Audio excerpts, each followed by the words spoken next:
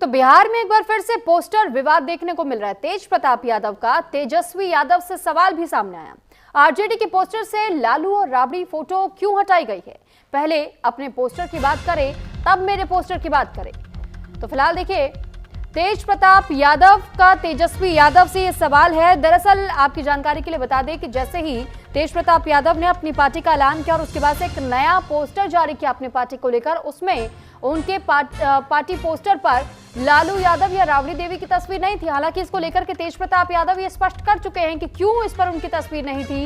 इसके बावजूद जब आरजेडी की ओर से ही और सवाल भी पूछा गया, तेजस्वी यादव की ओर से भी सवाल खड़े किए गए, तो उनसे भी सवाल ही पूछा है तेज प्रताप यादव ने भी और कहा है कि पहले तो वो ये बताए कि उनके पोस्टर से क्यों गायब है लालू यादव और राबड़ी देवी, क्योंकि वो तो उसी पार्टी से ताल्लुक रखते हैं, जबकि तेज प्रताप यादव की पार्टी से ताल्लुक नहीं रखते। जब खुद की उनकी पार्टी है तो अपनी पार्टी के पोस्टर पर तेज प्रताप यादव लालू यादव की तस्वीर कैसे लगा सकते हैं? लेकिन आरजेडी में होते हुए भी लालू यादव की तस्वीर आरजेडी के पोस्टर से गायब है। ये तेजस्वी यादव से उन्होंने सवाल पूछा है। तो फिलहाल पोस्टर वॉर देखने को मिल रही है दो भाइयों के बीच, और तेज प्रताप यादव और तेजस्वी यादव एक दूसरे पर ही सवाल खड़े कर रहे हैं।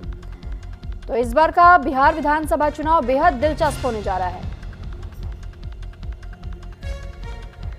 अध्यक्ष राजेश राम हमारे साथ में हैं। राजेश जी, आज जिस तरह से देखिए बिहार की राजनीति गरमाने लगी है, सबसे ज्यादा पोस्टर विवाद देखने के लिए मिल रहा है। दोनों भाई पोस्टर को लेकर लड़ रहे हैं कि तुमने माता पिता की फोटो नहीं लगाई, तुमने नहीं लगाई।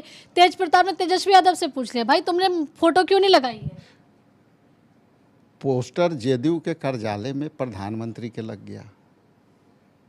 पोस्टर के साथ साथ जदयू पर, बीजेपी, हमारे मुख्यमंत्री पर कई पोस्टर उनके घर आंगन में लगा दिए। पोस्टर वार चलते रहता है, उससे कोई मुद्दा नहीं है। हर के अभिव्यक्ति की अपनी आज़ादी है, हर व्यक्ति अपना हिसाब से सोचता है। लेकिन अभी इंडिया गठबंधन पूरी इंटैक्ट होकर के चुनाव में जा रही है।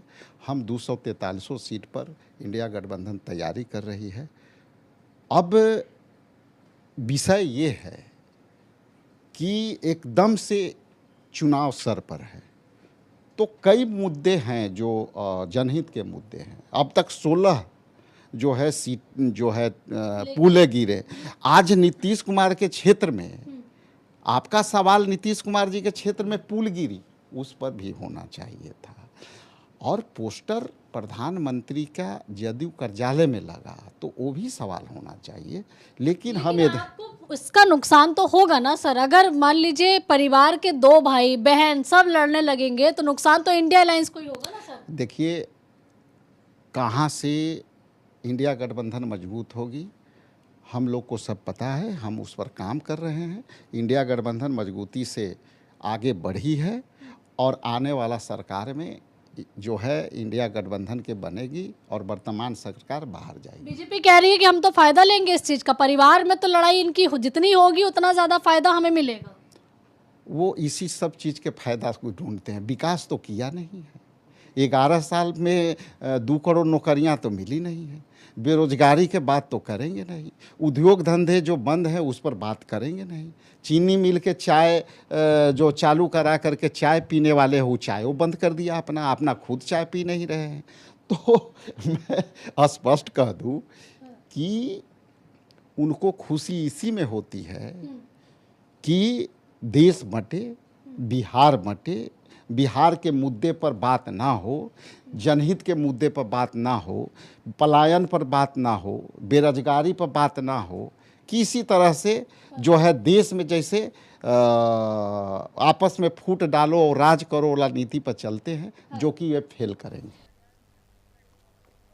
तो बिहार में चुनाव से पहले राजनीति के कई रंग देखने को मिले हैं, और अब पोस्टर से लालू यादव की तस्वीर गायब होने के बाद से लालू यादव के बेटे निशाने पर आ चुके हैं। और इसी को लेकर बिहार सरकार में दर्जा प्राप्त राज्य मंत्री रंजन सिंह ने और उनसे न्यूज इंडिया संवाददाता आंचल यादव ने खास बातचीत की है। रंजन सिंह का इस पर क्या कुछ कहना, सुनवाते आपको।